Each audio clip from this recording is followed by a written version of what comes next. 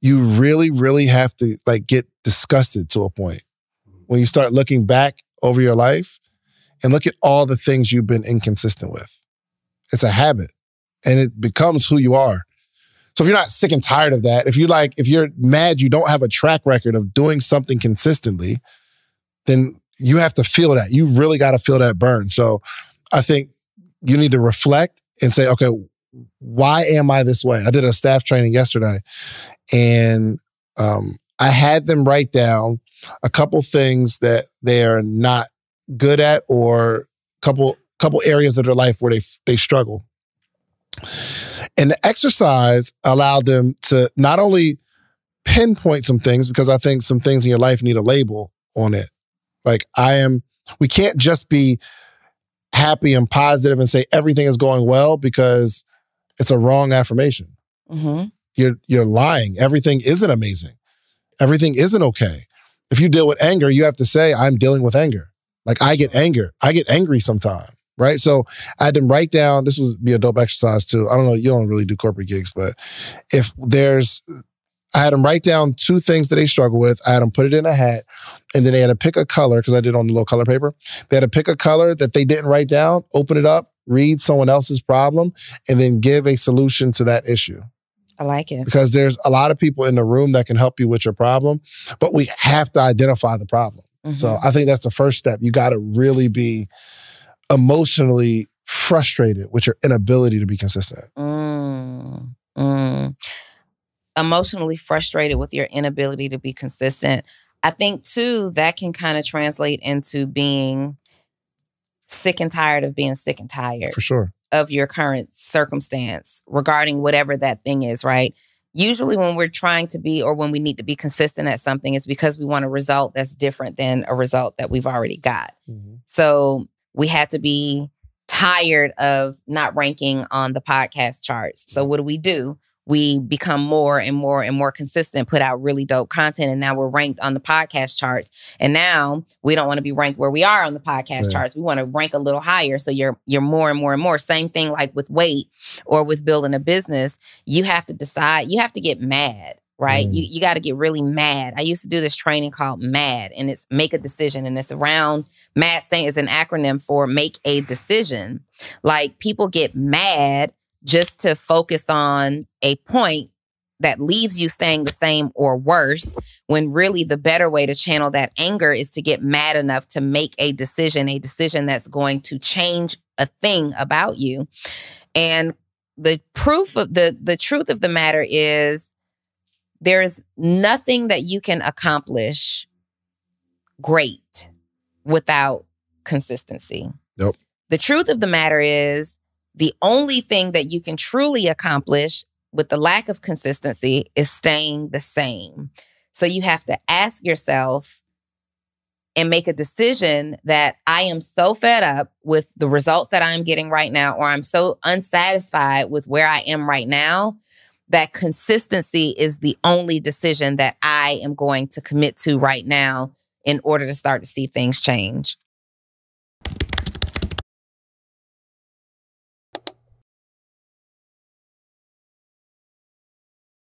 Cool. Welcome to another edition of the Social Proof Podcast, where we talk to amazing entrepreneurs and have conversations about people who are doing dope things and getting social proof as a result. My name is Donni Wiggins, and this is that guy. I almost committed fraud this week.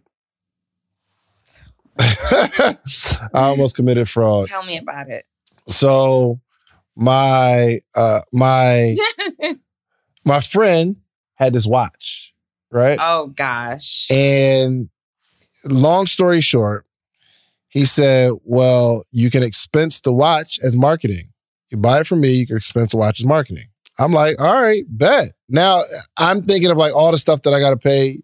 I'm just trying to like reduce my tax liability. Mm-hmm. And he was like, well, you can just, I was like, yo, how can I do that? He said, do it from your business. Just buy it from your business account. He doesn't really matter. He's like super up. So it's not like he's trying to run the play. He's like, yo, I'll give you a W-9, no problem. But do it, you do it as marketing or whatever. I'll pay you. My guy. Mm-hmm. So, and I don't know that it's fraud. Feeling fraudulent. But, well, I don't know. Okay. So my accountant says, hey, you sent this person this money. what's it for? I said, what? Marketing. He said, well, tell me what it's about. Tell me the marketing. And I said, well, I bought this watch. And he said we could send him a W-9 because, we sent the wire to him. And he said, we'll do the W-9 and we'll expense it as a marketing thing that he's getting paid for. And on his end, he just does what he does. And she said, well, that's fraud. She said, technically that's fraud. I bought the watch because it's an incentive. One, I like the watch, but I'm like, yo, if I can get it as a tax deductible event, I'm good. But yeah, she said, technically that's fraud, David. So let's put that out there. Why wouldn't you consider it career apparel instead? From my perspective, I am. That's why I made the decision. Marketing and career apparel are two totally different categories. But technically, she said, if it's not directly enhancing the business, you can't write it off because it'll be looked at more as personal. And I said, well, what if I did a video on the watch, like reviewing different watches? Obviously, I'm doing it to review the watch to make money. She said, well, I mean, it's you're dancing on a line because it's mostly personal. Yes. However, you are a personal brand. So I'm going to give you that tax code. I gave it to you already. I'm not an accountant. I'm not a CPA. However, I was informed that there is a tax code that applies specifically to personal brands. Yeah. When you can prove that your brand, your person, how you present yourself is a direct reflection of how you make money, a lot of what you don't have is to write off. But you don't have to elaborate. I don't know. It just... You do. I mean, who out here believing you in a fossil? Everybody. I would still... It's not like you see the watch like, yo, this guy's got to know what he's talking about. It could be fake. Some people... As many as you have right now, I'm pretty sure some of them are fake. That's how I'm starting to feel. You're incredible. Oh, another event happened to me this week. Okay. So I did a Q&A session with somebody. And can you tell Kashif to spell Dan Kathy's name with a C? Kathy, C-A-T-H-Y. Just tell him to address all those. So I do Q&A, right? With Morning Meetup, I do Q&A. So one of the guests on there were talking about, they were talking about something. I don't want to put the guests out there. They were talking about something that somebody else didn't agree with that they're calling fraud. Like their business is fraud. Now I get notifications on Instagram and they are coming at me like, oh my gosh, this person's been on the show. Now, it's not me interviewing the person saying, yo, oh, so this is what you do? Oh, just tell me how you do it. And I want to get into what it is, but I don't want to, do that. Anyway, but I looked at my Instagram yesterday and these people are on me like, yo, these people need to be canceled. They're giving out bad information. And it's one of those people that attack everybody. Instagram yesterday. I'll show it to you. It's one of those people that be attacking everybody. And I felt the anxiety, but I'm like, dang, I can't even interview. Like the person just needs help as an entrepreneur. I don't care what you do. If you come on the show and you're saying, I want to learn, like the Q&A, not like the Social Proof podcast, but if you do a Q&A and you're saying, hey, really, I really, really want to learn how I can finesse without being caught. I want to know how to finesse. Now, I don't necessarily agree with the finessing, right? But if you're asking, as an entrepreneur, I can help any entrepreneur, okay? Whether it's legal, illegal, right? My dad gave me some of the best advice ever. He said, son, if you're going to sell drugs, be the best drug dealer. Don't be a runner. He gave me the advice. He was like, yo, if you're going to do something bad, go all the way. Be diligent. It's set up. Don't be a worker. Be a boss. If you go to jail for it, then you went to jail because you walk in excellence in everything. And I understood what he was saying. So my point is, people, they're just some people just attack people for no reason. I felt anxious about it. So I'm trying to find on Instagram. Oh, I'll show it to you. I'll show it to you. I'll show it to you. You'll know exactly who I'm talking about when I show it to you. But yeah, so anyway, I'll show it to you, but back to the episode. Those are some events for me this week. I've I feel like I haven't slept in like a month. Traveling will do that to you. Yeah. Traveling is really difficult. So many people look at entrepreneurs or just people in general who get to travel like for a living and are in complete admiration. And don't get me wrong, I'm grateful for every flight, every hotel booked, every opportunity. But it is exhausting. Do you know what else is incredibly exhausting? What's that? The other day we did a Coriel, Coach Kelly, myself, and 4 other dynamic female powerhouses did a 4-hour, was it 4 hours, 3 hours? A 3-hour webinar with a couple hundred women. 3 hours. It was supposed to be 1 hour, but the conversation was so good. We did this Q&A. We have an event coming up, the Wealth-ish live experience here in Atlanta, Georgia. And we wanted to get with these women who have questions because we have limited seats and, you know, there's going to be so many people with these questions. Explain the name, Wealth-ish. Wealth-ish. So if I'm being totally honest, we had a different name. We had a different name and we rebranded because we got hit with a cease and desist. Really? Mm-hmm. Oh, wow. Yeah. So what was the name? I don't want to say. You can say it. I don't. Just go back on my Instagram page, right? So we had a different name. I'm going to say it. No, don't. And let me tell you why. So we had a different name and somebody, you ever seen, what do they call those people who chase car accidents? Ambulance chasers. So there was this person who I guess is like a trademark chaser, right? And this person sends us a message and was like, hey, this event that y'all have going on, this group of people have been doing a very similar event, just giving you a heads up. Well, the very next day, we get hit with the very next business day, we get hit with a cease and desist. And it says that my clients have this trademark, blah, blah, blah, blah, blah. They were never able to produce the trademark. We were doing an event. And I got with my attorney and it turns out that they did have a trademark for a name, but in a different category, right? It was categorized for like apparel, not for events. So we could have gone ahead and like wanted the smoke. And so, because we searched, we searched for the trademark and there was some kind of private situation because of who they are. We could have wanted the smoke. However, Queen MC Light is attached to this brand and I want no smoke with a legend. Like I just, the woman that I am, I have so much respect for her and have grew up on her music, love her so much. I said, let's not. We could have, right? But here's how I know that part of it was the trademark chaser that probably alerted them. Because when my attorney got on the case, we saw that they filed the trademark for the event category. That day? No, it was like the day that she notified us, right? So I feel like this person brought it to our attention because her follow-up message was like, if you have any questions about protecting your brands in the future, please let me know. And then they suddenly know, MC Light people suddenly know about little old us, right? Anyway, so that was amazing. Shout out to MC Light and all the people who are a part of that event. It's super dope concept, but we did go ahead and change over to Wealth-ish because the whole conversation is about all of the stuff that goes into being wealthy, not just money, right?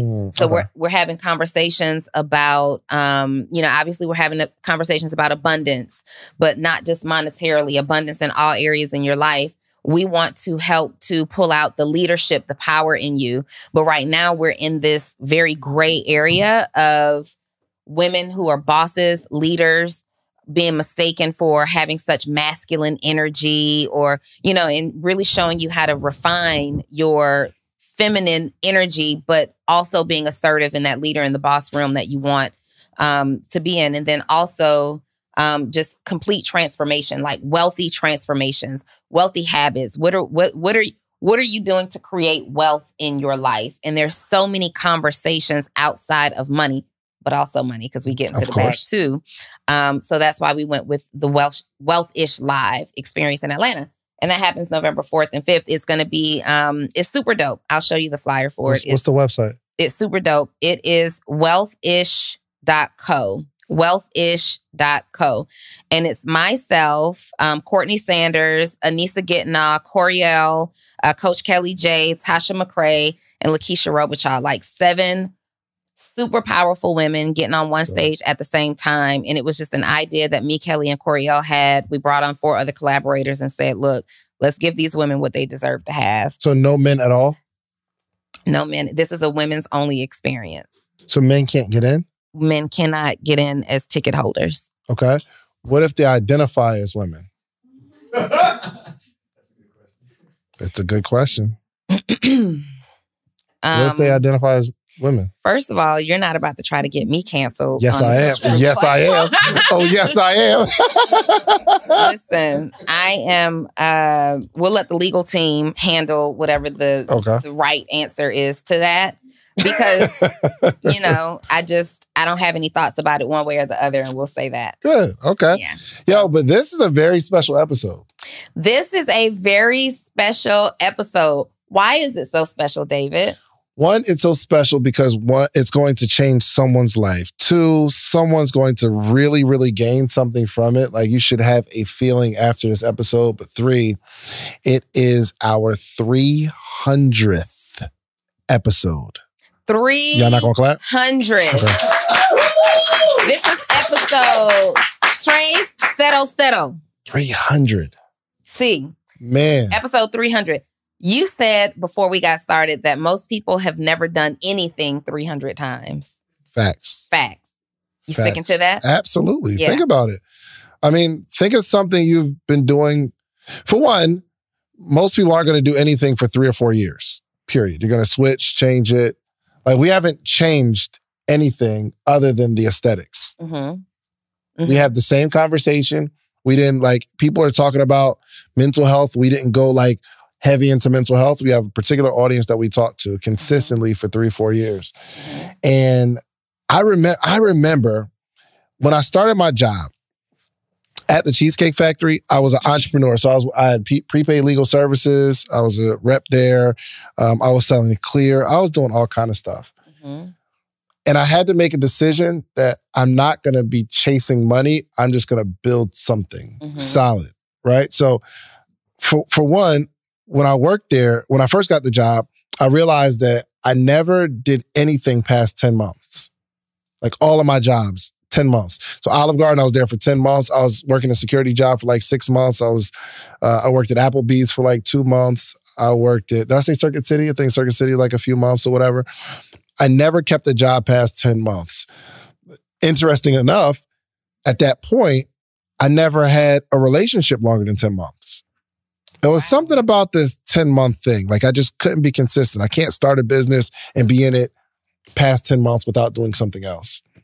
And I told myself, it was literally like a year where I said, I'm not going to be an entrepreneur because I'm going to work this job for a year at least. I want to focus on something. You know what I mean? Like, I'm always jumping around, doing this, doing that, always chasing a bag. And I say, yo, I'm going to have a job and work this job for a year. I'm not gonna like start doing anything else because I'll get anxiety and I'm like, oh, I want to be a super entrepreneur. But I had to learn consistency. And as I went through that process, I wound up being at the Cheesecake Factory for 6 years.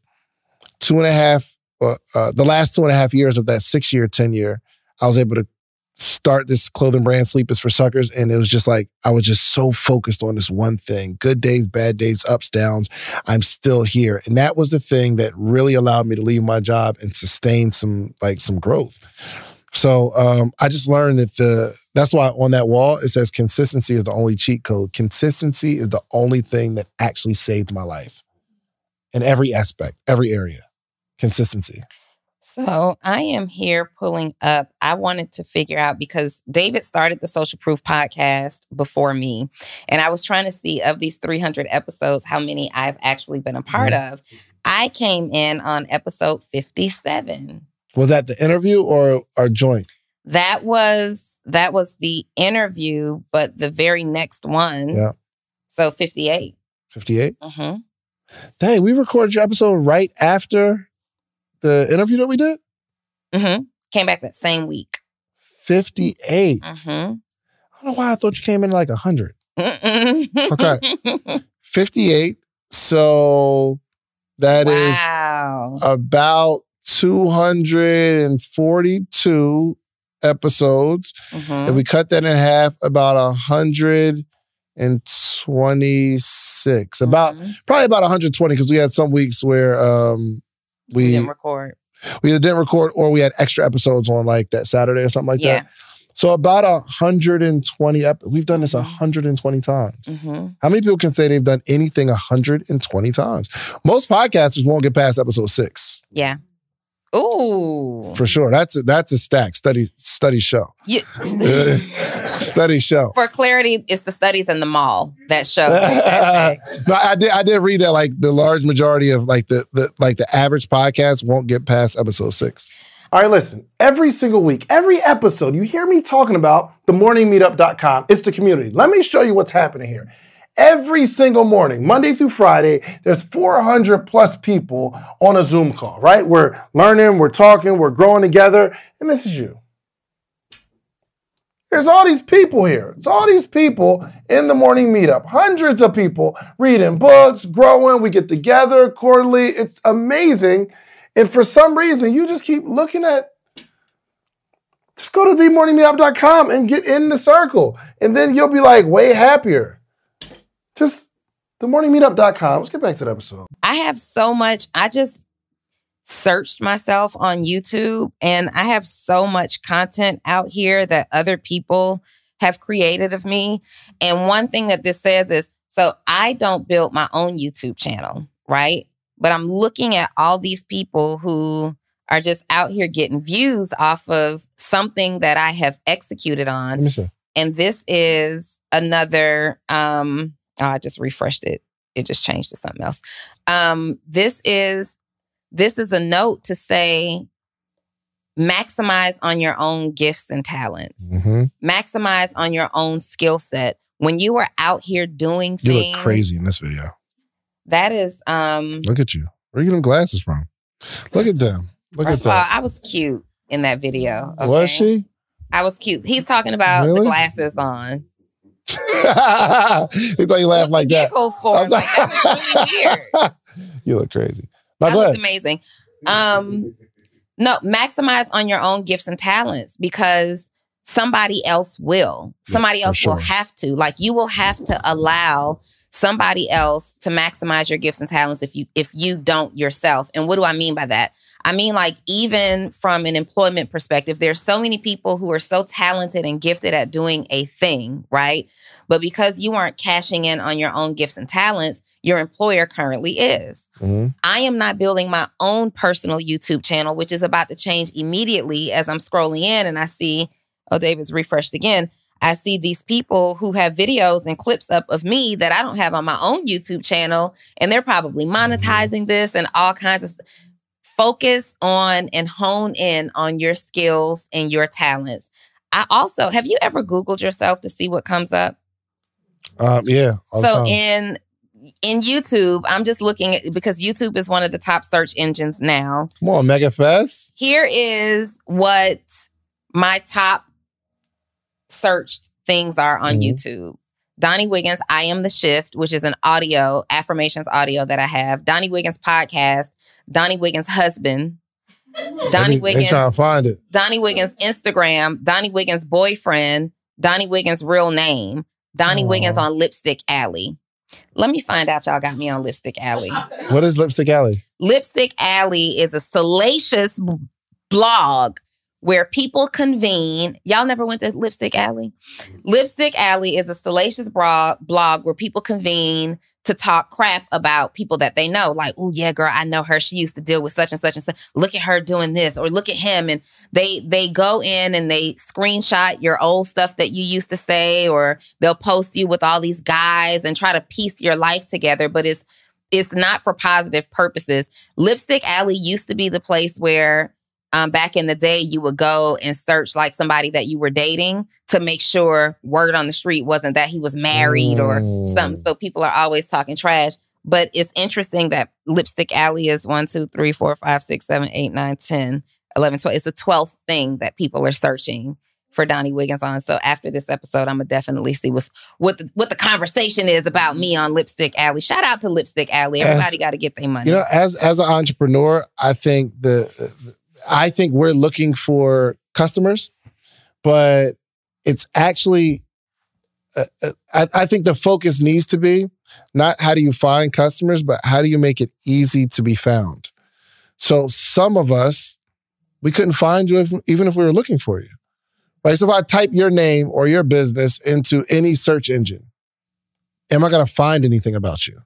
Right? I'm scrolling through. This ain't just like social proof podcast stuff. Like it's literally people doing reviews of events that Donni did, or her looking crazy right there. That's a lot of hair. Ain't yours. I don't know what this is. Deja wanted me to upload this video. That's from so long ago. But it's not hard to find you. So when I YouTube your name, the first thing that comes up is Donni Wiggins. Is it? Oh, wow. But let's see what people are talking about. David Shan's real estate, David Shan's podcast, David Shan's Myron Golden, David Shan's how to start a podcast, David Shan's morning meetup. This is really good. Yeah. It's all David Shan's business credit. Let's see what that brings us to. Credit conversations that you've had. Okay. Yeah. I mean, it's the biggest thing is I we're so afraid to put out content because it's not going to be in your personal life. Because I don't put a lot of personal life out there. Just nobody's interested. If I did, so people will be more interested in your personal life than mine, right? Because I'm always like joking about bringing up my personal life. Yeah, yo, you can literally shape your persona online.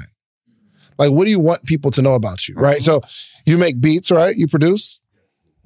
Well, how do we flood the internet to the best of our ability with us even being like self-proclaimed something? I think my brand started to grow when I became self-proclaimed king of podcasts. Now, is there a ranking? Did anyone decide that? No, I just put it out there.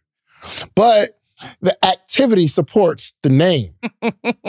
So if you're going to say, yo, I am the most consistent producer in the city, watch, I'll be online and I'm in this hour time frame, I'm going to make 3 well-produced beats. I don't know who can do that, but somebody can. On Google. Somebody can. On Google? I don't know. Like David Shan's net worth. David Shan's wife. David Shan's on Wikipedia. David Shan's age. Those are trying to find your boy. They trying to get to your boy. Do you hear me? The net worth is wrong though. Okay, I don't know what's in it, but they're way off. Okay. But anyway, you only get that through consistency. So I think one of the challenges is how do we become consistent? Right? Anybody struggle with that?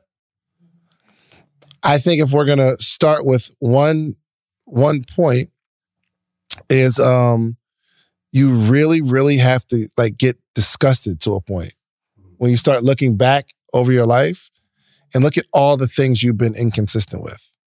It's a habit and it becomes who you are.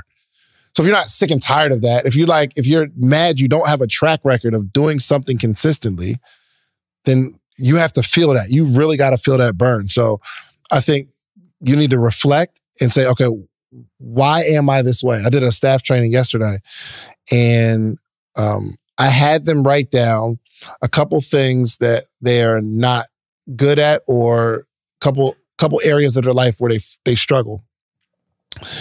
And the exercise allowed them to not only pinpoint some things, because I think some things in your life need a label on it. Like we can't just be happy and positive and say everything is going well because it's a wrong affirmation. You're lying. Everything isn't amazing. Everything isn't okay. If you deal with anger, you have to say, I'm dealing with anger.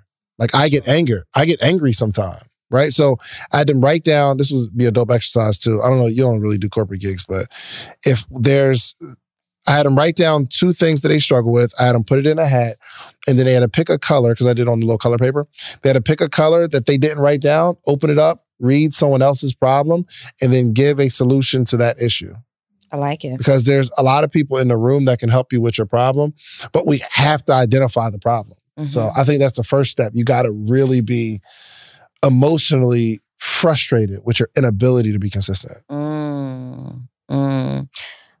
Emotionally frustrated with your inability to be consistent.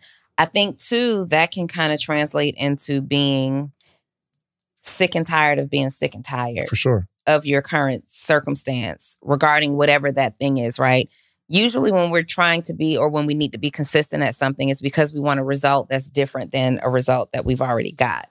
So we had to be tired of not ranking on the podcast charts. So what do? We become more and more and more consistent, put out really dope content, and now we're ranked on the podcast charts. And now we don't want to be ranked where we are on the podcast charts. We want to rank a little higher. So you're more and more and more. Same thing like with weight or with building a business. You have to decide, you have to get mad, right? You got to get really mad. I used to do this training called MAD, and it's make a decision. And it's around, MAD is an acronym for make a decision. Like people get mad just to focus on a point that leaves you staying the same or worse, when really the better way to channel that anger is to get mad enough to make a decision that's going to change a thing about you. And the truth of the matter is there's nothing that you can accomplish great without consistency. Nope. The truth of the matter is the only thing that you can truly accomplish with the lack of consistency is staying the same. So you have to ask yourself and make a decision that I am so fed up with the results that I'm getting right now, or I'm so unsatisfied with where I am right now, that consistency is the only decision that I am going to commit to right now in order to start to see things change. Absolutely. So we got to obviously make a decision that you're going to be consistent. And then I would say that number 3 is decide what you're going to be consistent in. And in the decision of being consistent, it doesn't necessarily have to be directly related to the thing you want to be consistent in. You have to develop a habit of being consistent. So you might say, my consistent habit, I want to consistently work on a business, right? But I need to do something that allows me to easily start developing the habit, which might be, okay, I'm going to do 10 push-ups every day. Now, the 10 push-ups every day doesn't necessarily equate to you being consistent in a business, but it does add to your ability to be consistent in anything. Because if you can be consistent in anything, you can be consistent in everything. Because how you do anything is how you do everything, right? So we have to start to develop the habit. So let's just decide what that habit's going to be. My first habit in the consistency journey of this podcast, because we release episodes all over the place. You know, I said we're going to pick a day, and on Monday we're going to release an episode. I remember coming on to the morning meetup and saying, "Hey, if I don't release an episode every single Monday, I'm going to come on here and give away $500. I don't know how I'm going to distribute it." I remember that. Absolutely. Because I guess the next step would be when you decide it, and it has to be some sort of consequence. So that, I think that would be accountability. That's where I was going to go next. Like, you got to hold yourself accountable. It's not enough to say, I want to achieve this goal and I'm going to do it consistently. I want to lose 30 pounds and I'm going to be consistent at going to the gym. But here's the thing about self-accountability. So I'm going to change, we're on number 4. I'm going to change number 4 to having someone else hold you accountable, not self-accountability, because we let ourselves down every single day. And we're totally fine with it because nobody else typically knows. It's like when you're saying, I'm on this weight loss journey, and because I'm on this weight loss journey this week and this week alone, I'm on fruits and vegetables all week. But then you walk in the grocery store and you see that chocolate piece of cake and you buy it and you bring it home and you eat it. Nobody else knows. You may even still lose the weight that you wanted to lose this week. And somebody's going to say, wow, you look good this week. Nobody knows that you might have looked better. You might have achieved a bigger result. We let ourselves down so often that it doesn't even feel bad most times. You need someone else to hold you accountable. So I would say when you're on your journey of trying to figure out how to become consistent, because you got to get tired of like the start and stop. Yeah. The start and stop just really becomes disgusting at some point. Yeah. You have to figure out, you have to find someone else that can hold you accountable, but it has to be somebody who, when you mess up, you fear their disappointment. You don't want to face their disappointment, right? Like, we do Social Proof podcast. If I called Shands and said, this is likely the most consistent I've been at a thing, right? At a thing that requires my time, right?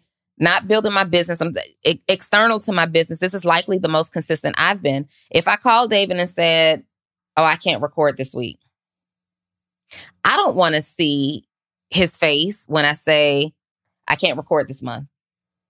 You just go ahead and drop some episodes without me. I'll come back next month. I respect him enough to say, I'm not going to let him down in that way, right?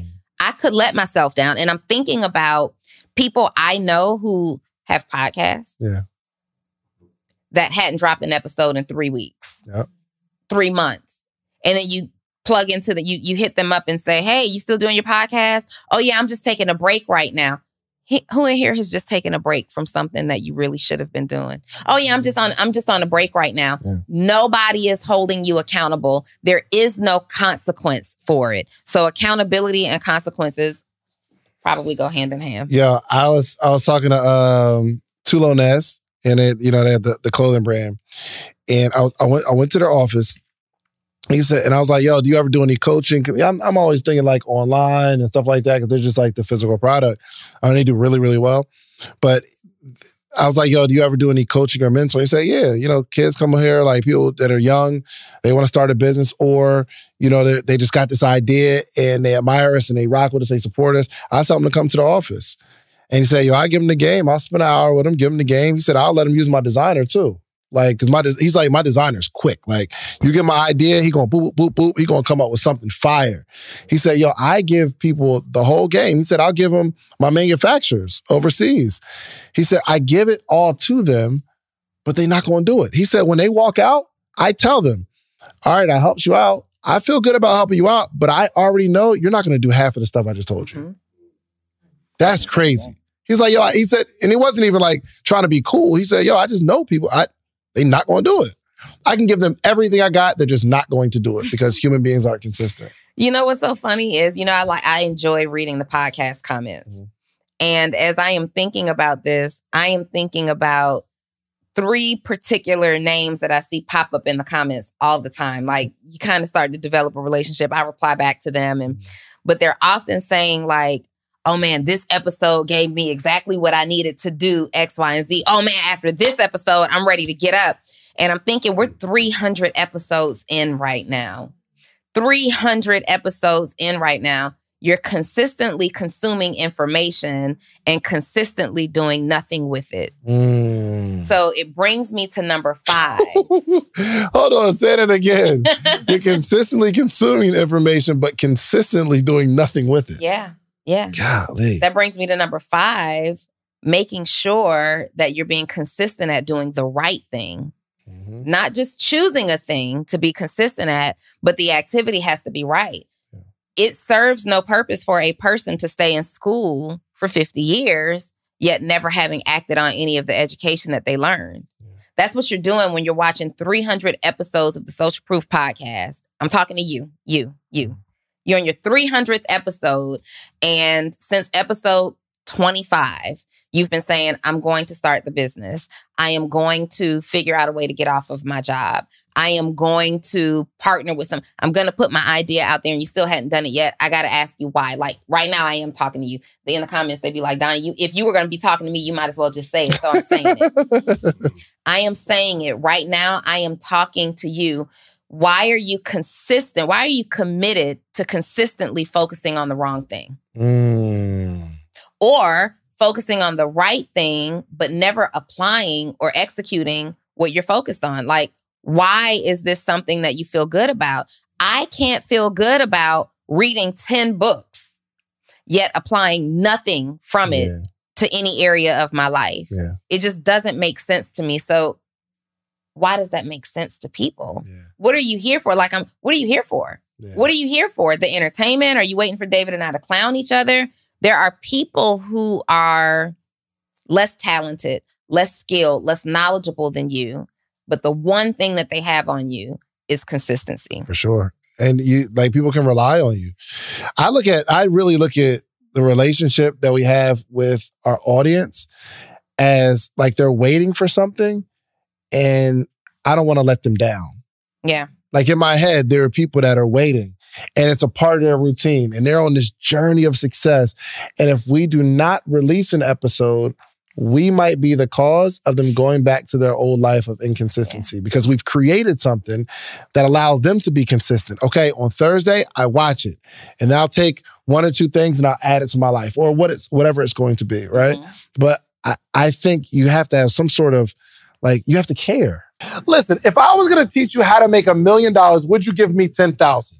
Like if I had a course teach you how to make $1 million a year positive, you're going to make $1 million, would you give me 10,000? Of course you would. It's no brainer, right? So in a calendar year, we make 7 figures with the podcast. But there's 21 things that I extracted from that you're going to need to launch your podcast. But I only got time to give you 3 right now. One is you need a distribution platform. The distribution platform is what you upload your podcast to. That platform sends it to Spotify, Apple, Google Play, so that your supporters can actually listen to your podcast. You're also going to need a microphone. You need a really good microphone so it's crispy audio. And 3, you need an income strategy. This is not necessarily a hobby, unless you're going to make it a hobby. But I can teach you how I made the 7 figures with these 21 things. Now, the good news is you don't have to give me 10,000.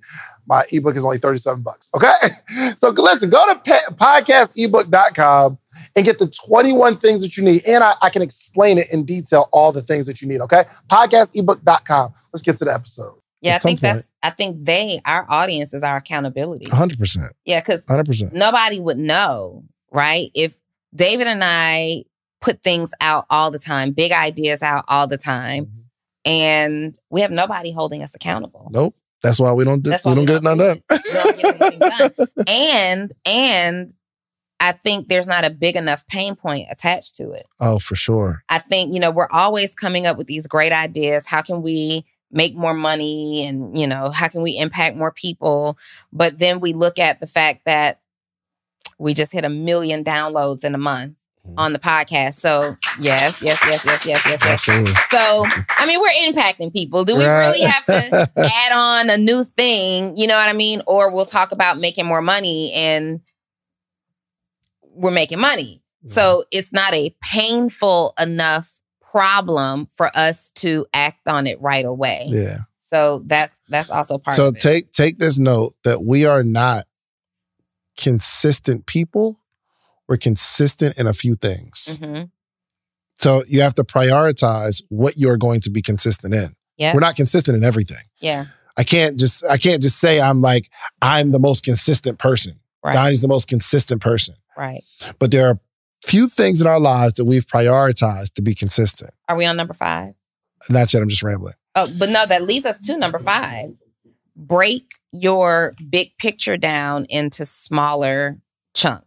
Break the goal down into smaller bite-sized pieces. Well, right, I wasn't really going there just yet. But. Well, that's number 6. Break the big goal down into life-size pieces. David and I. Hold on, let me finish my rant though. Because I wasn't really going there. I cut you off this time? Yeah. Okay. Yeah, I deserved it. That's fair. But so no one is a consistent person. It's just like we prioritize. But we've all prioritized something. So I can't say that anybody in this room isn't consistent because you are. It's just the thing that you're consistent in is either detrimental or it's not really moving the needle. So consistency. You wake up maybe the same time and you brush your teeth. And you have the same consistent routine where, I don't know, you floss. So my routine is I'll floss, I'll put some peroxide, swish it around for a little bit. Then I brush my teeth and then I do the little tongue scraper. Y'all use the tongue scraper? No, y'all don't. Use the little tongue scraper. And then I use mouthwash, spread it out. And that's my routine. I'm consistent in that. And some of you all are consistent. Maybe you wake up the same time every day. Maybe you prepare your coffee. Same way, same time, every day. You're consistent in the thing that you do at work. It's just not a life-changing consistency. So we can be consistent, but we'd have to we'd have to target that consistency to a thing. Yeah. Right? So, yes. So back to your point. We have a big goal and we got to figure out what is the most important part about this big goal that I need to be consistent in. And what we decided was every single Monday, we're releasing an episode. Mm-hmm. Today, we release something every day. Today, we're doing a blog post every couple days or so. Today, we're posting on Instagram or TikTok and all that kind of stuff. We're uploading an audio every day. Today, we're doing that. Mm-hmm. But the first thing, if you remember what I said, jumped on a call, said, we will release an episode every single Monday. Mm-hmm. Or there's a consequence. Or there's a consequence, for sure. And then we would do, you remember, it would be like an interview Monday. The next Monday, me and Donni episode. Yep. The next Monday, interview. Next Monday, me and Donni episode. Mm-hmm. But then somehow we was like, all right, we need to pick this up. Mm-hmm. We need to pick this up. So we went to Monday interview, Thursday, me and Donni. And it's every single week consistently. But it started with one day. It started with one day. Yeah, it did. That's so you said a couple of things in that one piece. That was number 6. We were still on number 6. It leads me to number 7, which is create the time. So I remember early on, and we have had a few moments where we might record. We need a few days, ideally a week, to record an episode, produce the episode, clip the episode up, get the thumbnail ready, whatever that is, and release the episode. But there are some times where our schedules just don't align and we may be recording an episode today that drops tomorrow. That throws everybody's schedule off track, right? And in the beginning, we had a lot of that going on. Hey, can you record today? Hey, can you? No, I can't today. How about tomorrow? No, I can't today. And then we're meeting the day of to record an episode and end up dropping it late at night. And then Dave starts to pay attention to the analytics and that ain't working. And that's not the way. Scheduling the time. When we said every single Wednesday at 10 o'clock in the morning, there's no question. I don't have to figure out how I'm going to make time for this. I don't have to create space that I'm not already accustomed to. It's on our calendar. It's every single week. We don't have to question it. We know if I don't talk to David all week, I know that I have to be here at 10 o'clock every single Wednesday morning, right? So scheduling out the time. So what does that look like for you? I do this calendar training. We're going to keep it really short and simple, but most times people aren't consistent because they feel like they don't have the time to be consistent at a thing. I want you to open up your calendar, whether it's digital or a paper calendar. I personally like a paper calendar for this particular thing. And I want you to start with all of your standing appointments that you have right now. Write out everything that's standing. So if you get your hair done every Thursday at 12, put that down. If you have kids and they have practices, games, write that on the calendar because those are standing things that are non-negotiable, right? And then if you're working a job, I want you to write down those hours. So if you work a 9 to 5 on your calendar, write 9 to 5, build somebody else's dream. Remember this train? I want you to write it on Monday. And then on Tuesday, I want you to write from 9 to 5, build somebody else's dream. Wednesday, again, 9 to 5, build somebody else's dream. 9 to 5, build somebody else's dream. On Thursday, it's 9 to 5, build somebody else's dream. I use my lunch break to get my hair done. You'll look at this calendar and you'll notice the things that you are consistently doing. You are consistently going and making somebody else's dream come true. And you mean to tell me that you can't find a 30-minute window every day, a 1-hour window every day to make your own dream come true or to accomplish your own goal? When you see it, which is why I like to write the vision, make it plain. When you write this out, you're going to look at yourself and you'll be baffled at the result. Yeah. We had a conversation yesterday with Reese. Can I talk about it, Reese? You don't mind? I'm going to talk about it anyway. Reese is like, what part of the conversation are you talking about? So Reese came up with a really good idea. And I'm just one of the people, say I'm working with somebody's on my team. They're like, yo, I got this idea. I'm like, yo, we could build it together. I'm down. I'll be your business partner. Let's go. So Reese has this idea about this concept, which I'm like, yo, it's really, really dope. When did you tell me about the idea? When was the first time you told me? Yeah, for sure hasn't been 2 weeks, Reese, okay? It's been at least a month and a half ago. Or a month and a half ago. He said, I got this idea. I'm like, oh, bet. I like it. Just like put it together, create the concept, and let's go. He said, all right, bet. We had a conversation yesterday, about a month and a half later. And I was like, yo, what's up with the idea? He said, well, I'm still just trying to flesh it out. A month, Reese?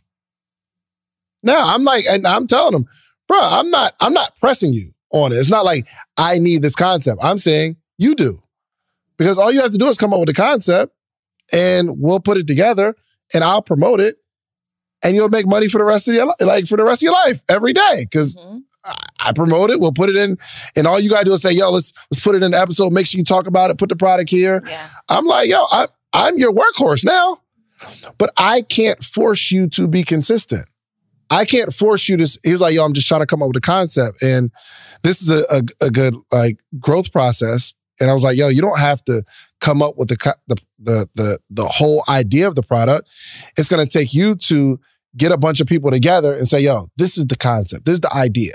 How do y'all think we can put this together? That's how I built my t-shirt brand. Like once or twice a week, I'd have like a little part. Now it was an excuse to get some ladies to the crib and we'd have like drinks. And I have some ladies cook at my little 1-bedroom apartment. My boys come through, we have a good time. But I'm getting concepts on how we should build this t-shirt brand. And everybody's giving me ideas. Everybody's giving me input. My first models were people that would just come to my house and hang out, right? So I'm like, yo, you need, if this is something that you're prioritizing, because this is something that you put the work in up front, and then for the most part, it's on me to go build it. But it's on you to manage it and to remind me, say, hey, Dave, we need to come to the studio, shoot some content for this thing. I'm not gonna say no. Yeah. Right? So there has to be some sort of priority. So Reese would probably need to say, yo, every Tuesday and Thursday at this time, this is where I'm coming up with this concept. I'm gonna present something on those following days, and we gotta get this ball rolling. But nobody can make you care enough to do something. You can't. Now, some people operate if I'm paying you, you'll do it, right? If you're going to sit there and say, yo, if I'm like, all right, I'm going to hire you to do this thing, you'll do it and you'll work in excellence with it. But you need to figure out how to do something that you're not getting paid for and be consistent with it and wait for the results. So that conversation went kind of like that, right, Reese? I'm not embellishing. What number are we on? What number are we on? I think we're number 8. We're on 8 or whatever the number is. We're on number 8. It's helpful though. You got number 8? I got a number 8. Yeah, go ahead. In the process, I think once we get to this level where you figured out what you're going to be consistent at and you're constantly doing it, you have to constantly improve because you want consistent improvement and consistent growth.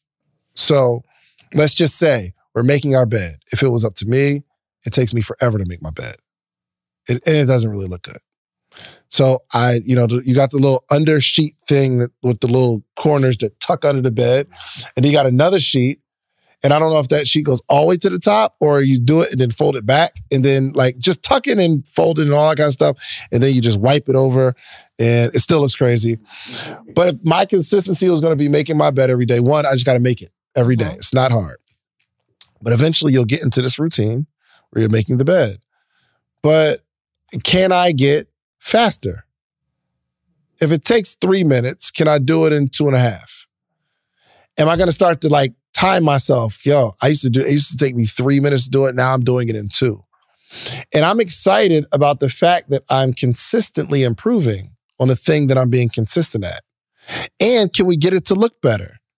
Can you get like the corners to stay down? I don't know what it is, but I don't know if it's the wrong sheet or something. But when I make the bed, every time I go to sleep and wake up, the little bunchy sheet it's in the middle of the bed. It's not, y'all know what I'm talking about? I'm doing something wrong. But if this was my journey, I would probably get excited about the fact that I slept on it tonight. I woke up, I figured out something. Mm-hmm. It's still tucked under the bed. This is exciting, right? So improvement. Again, we didn't do anything but improve the quality. We had these cameras and it was like, yo, we need some better lenses. Yeah. We just get better lenses. Yeah. And then we need better lighting. So we get better lighting. Then we get better cameras. Then we get a whole little production and thing. And then we figure out a way to make it faster where we're editing in the episode, editing the camera angles. It used to be one angle, then we got 2 angles, then we got 3 angles, then we got studio audience, we got a bunch of angles, then we get a better studio and all this kind of stuff. It's just been consistent growth, not doing something else. Yeah. So that's going to bring me to number 9, which is eliminate the unnecessary steps. This is a big one. So I'm listening to you talk about the struggle that you have with the sheet on the bed, making it up, keeping it tucked in. I literally in the last maybe 5 years just started using, maybe 3 years, just started using a sheet again. What? Ew. Mm-hmm. You just lay on the bed? I'm not talking about the fitted sheet. The fitted sheet is a standard. I was about to say, nasty. I'm talking about the top sheet, right? The top sheet. Because I get claustrophobic. And in the middle of the night, if I get tangled into that sheet, it will send me into a raging panic. Really? Like I will feel trapped by something. Oh, wow. And I can relate it to an experience that I had that probably causes me to feel this way. So if my legs are tangled in the sheet and I can't move really easily, I'm feeling trapped. I'm waking up out of my sleep and I'm angry. So I started to not use the sheet. Mm-hmm. The sheet is a problem for me. It puts me in a space where I am not getting great sleep if I just so happen to get tangled in it, legs tangled or whatever. That panic that you feel when you lose the remote control in the sheets, destroy my TV watching experience. Right. And then the next morning, I am fighting with this sheet, trying to make sure that I'm making my bed properly. I tuck it under one side. It looks perfect. Go to the other side. Realize I tucked the other side too much. It's not enough to tuck on this side. Now I got to untuck it and start over. Get rid of the sheet. This is what I said to just get rid of the sheet, right? It wasn't until there's an art to making a bed. Mm-hmm. It wasn't until someone properly taught me how to make a bed, military style. Those sheets aren't going anywhere. You're not getting tangled in those sheets.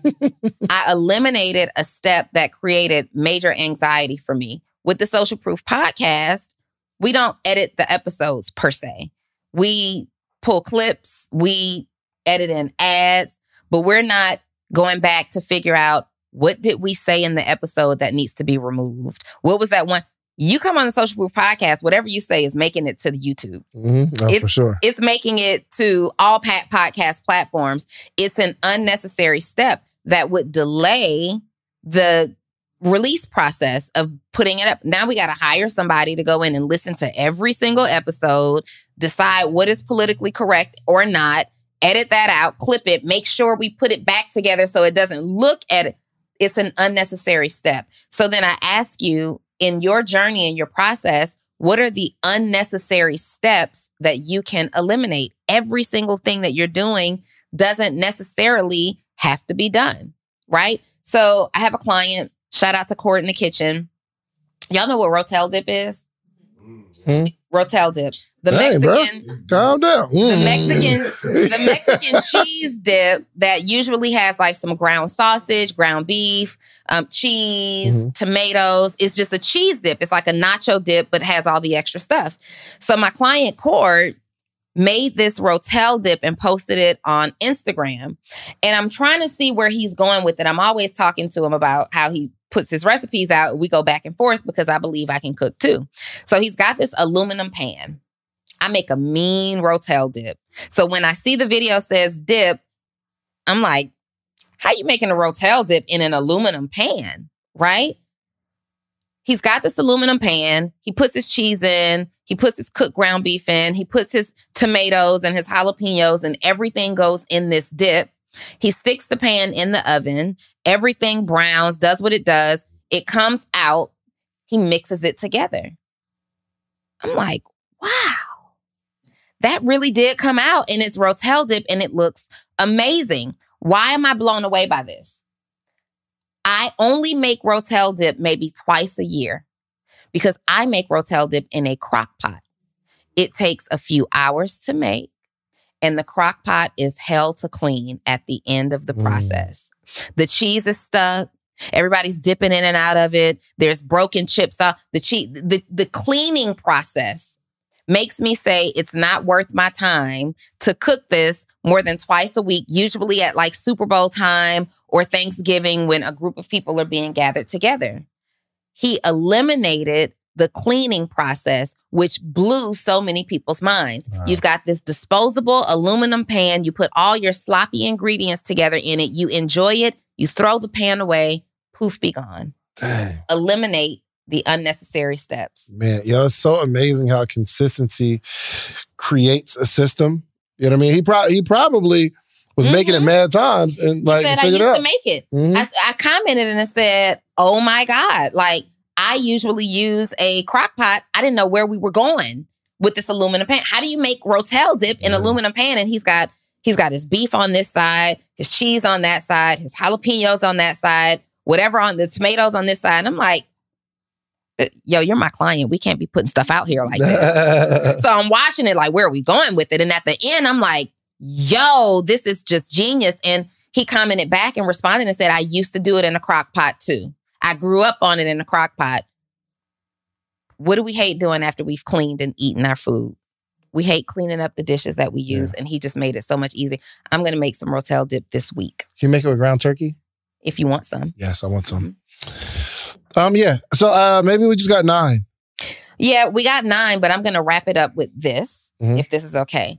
So part of the reason that if you're struggling with consistency, you got to ask yourself, like, why am I struggling? And we just gave you 9 tips. This is a 10th. I think this is the 10th.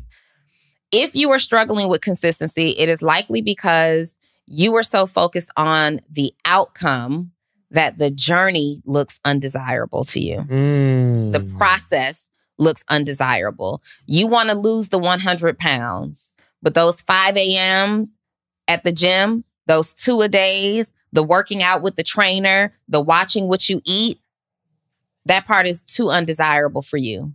You want the #1 podcast for entrepreneurship in the world too. We're not going to let you have it, but you want it.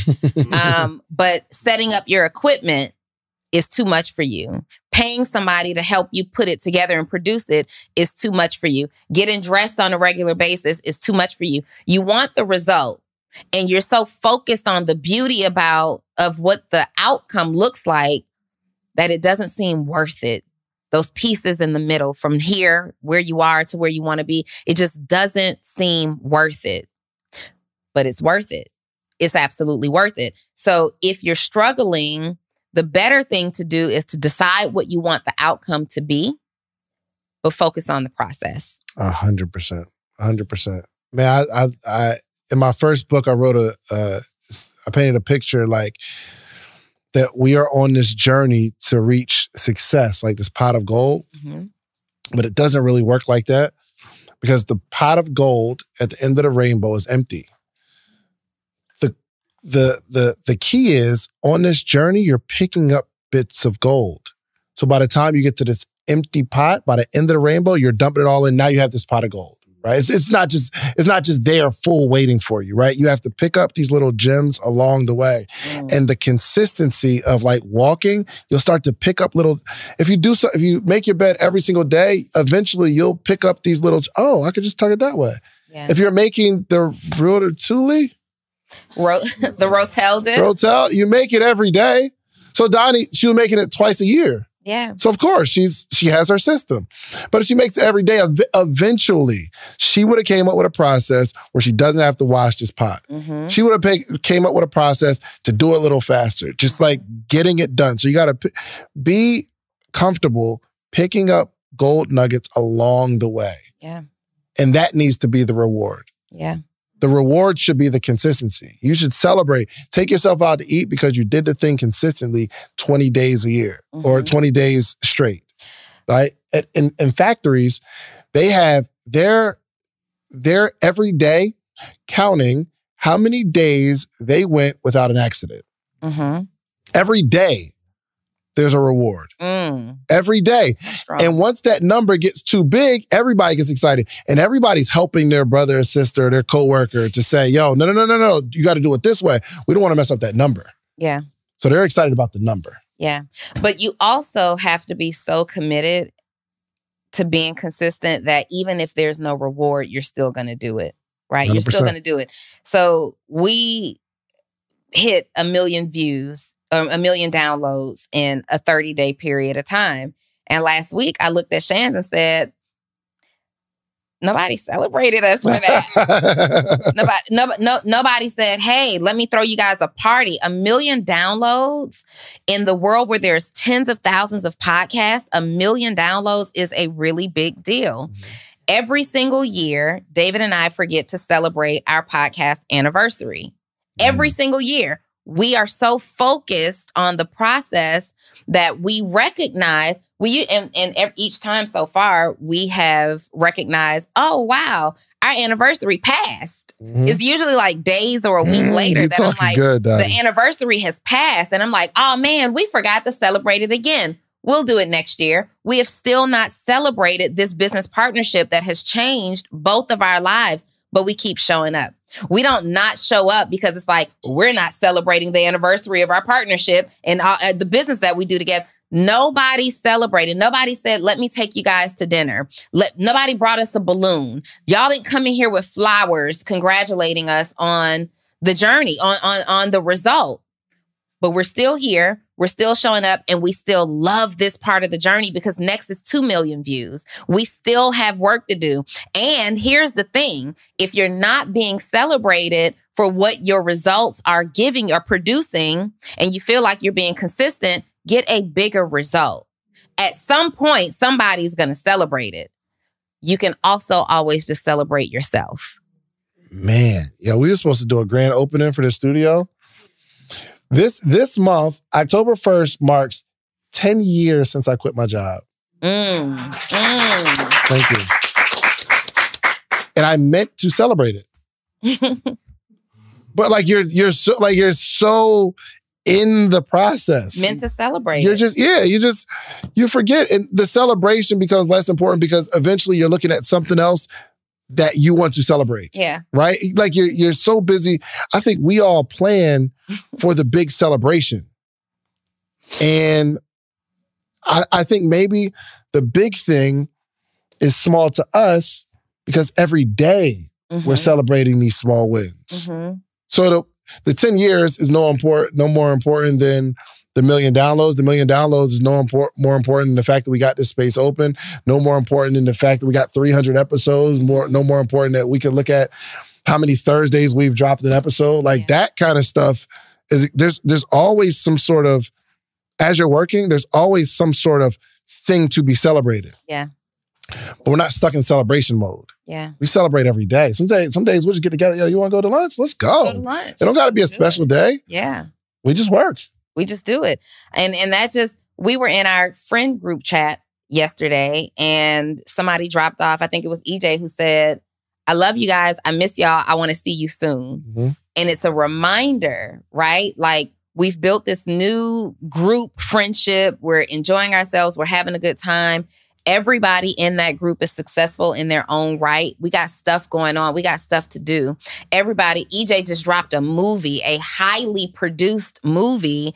While we went to see the movie, I literally, when I got there, there were so many people with flowers waiting to celebrate her. I was like, dang, I forgot flowers.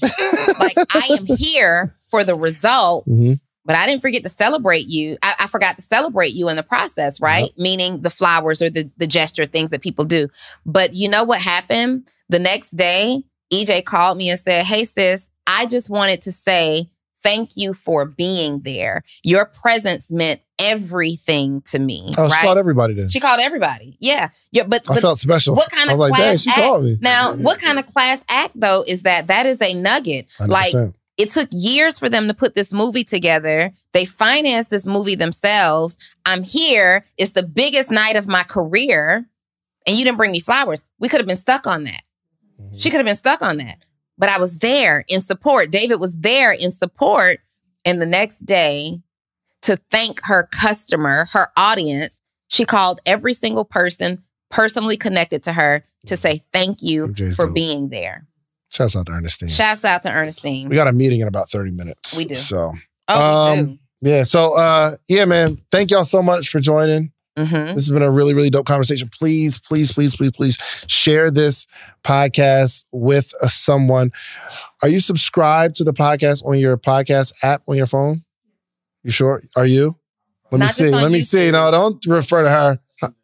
Say it again. No, there's a podcast app on your phone. You got your own podcast That app. means no. It means no. That means no. Yes. Y'all are such a cute I'm telling you, I'll check them phones, man. But yes, share Social Proof Podcast with somebody. Subscribe. Please, please leave a 5-star review if you think it's a 5-star podcast. Even if you think it's 4 stars, still leave a 5-star. We appreciate that. But thank y'all so much. We got to get out of here with this. Give them some words to live by. Oh my gosh. He's always put me on the spot. Be the best that you can be at your craft. I'm going to leave with that because I've been going to this restaurant, STK in Atlanta. STK in Atlanta. I've been going to this restaurant. And when I first started going to this restaurant, it was a dynamic, outstanding experience. And then when they started to build the reputation of doing a good thing, producing good food, serving well, it started to fall off a lot. Well, I brought my family, the women in my family last week to a concert. And because of where we were going in proximity, we decided to go to STK. I warned them. Now, the last 2 or 3 times that I've been here, it's been a super subpar experience. They lack consistency on how they deliver the food. I don't even go They anymore. lack consistency on how they treat the guests when they arrive. But it's close, so we'll settle for this, right? We get to STK. It's me and 6 other women in my family, 5 other women in my family. I'm treating us for dinner before this concert, and the waitress comes over. She's super bubbly, great personality. There's one representation in this whole experience so far that has been outstanding. I don't know. The restaurant guys were with us that day. They wanted us to have a memorable experience. I say to her, as we're giving her the order, before you walk away, it has been my experience that you guys have lacked consistency in how you offer the food. It's also been my experience that the level of service that I am used to getting at a restaurant like this has not been consistent. I really want to create a memory for my family. Please make sure the food is amazing. Please make sure. She said, listen, my training for the last 12 years came from Hawaii. Shout out to Dominique at STK. My training for the last 12 years came from Hawaii. Now, I am in a new place at this restaurant, but all that training that I endured in one of the biggest hospitality places of the world has come with me. You've had those experiences because you hadn't been served by somebody who consistently perfects their server skills. Consistently perfects their service skills. And when I tell you, your girl, when we made the order, she made suggestions. It's been a minute since we've been to a restaurant where a server is making some suggestions, right? What should we have? She made these suggestions. She never asked about price. She just said, you should get this. Now, this is what I did. My family wanted to treat me because I had bought these concert tickets. So they were thinking that they were going to pay for dinner. I get up to go to the bathroom before we even make an order. I gave her my card. Don't let anybody pay for this. Take my card. I don't need to see the bill. Just take care of it, right? Boss. So we're at the steak restaurant. We're at STK. It's a steak place. And she's like, oh, you guys are on a tight schedule. I think you should do the steak board. You're going to get the porterhouse. You're going to get the tomahawk. You're going to get the A5 Wagyu. We'll throw on some lobster tails, some crab cakes, and some shrimp. Does that sound great? Mm-hmm. They ain't offer that when we went. They didn't offer that when we went. Didn't even know a steak board was a thing. I told her that I wanted to create an experience, and an experience is what she gave. She never asked because I told her I don't need to see the check. Your girl never said how much this cost. Talk about it. She never said how much this cost. But I am going to do the things that I consistently assured you I would do. I'm going to provide great service. You're going to have a good meal. And I'm going to cash out your bill the way that you asked me to do it. And she did $1,200 later, right? Ooh. It's totally fine. It was fine. I say that to say, even when you are in an environment where the people around you aren't being consistent, you have a choice. You have a choice to show up as your best self all the time. If you notice that you've lacked consistency and the quality of what you're doing, the result that you're getting is not pleasing to you, your customers, the people around you, you have a choice to change that experience at any given time. Whatever it is that you are on a journey to do, or whatever you have fallen off from, it's never too late to get back on the path. It's never too late to get back on the journey. But if you're not going to be consistent, you might as well not do it whatsoever. She turned around my last 3 years of disappointing experiences at this restaurant because she was trained and developed and went through a process in a place that doesn't allow, they won't stand for that type of service. Not even one day. They don't care if you got cramps. They don't care if you just lost somebody. You will consistently deliver great service. And she brought that level of consistency and commitment into this new environment and created a lifelong memory for me and my family. So be consistent. You deserve it. The people connected to you deserve it. Your customers and your clients deserve it. The people who are counting on you deserve it too. And I built a reputation of being consistently on time for meetings. So we got to go. We got to go. Out of here. Peace.